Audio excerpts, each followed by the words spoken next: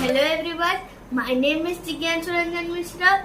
Happy Janmashtami to all of you.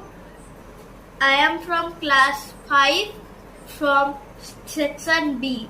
Today I am tell a speech about Janmashtami. Let's start. Janmashtami is a Hindu festival. Janmashtami is also called Krishna Janmashtami or Gokul Ashtami. It's celebrated on the birth anniversary of Lord Krishna.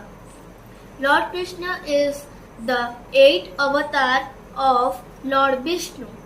Lord Krishna holds a flute on his hand and he wears a peacock feather on his head.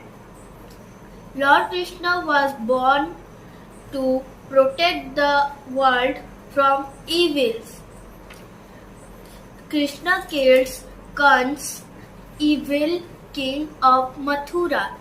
On this occasion, Lord Krishna temples are decorated with flowers and lights.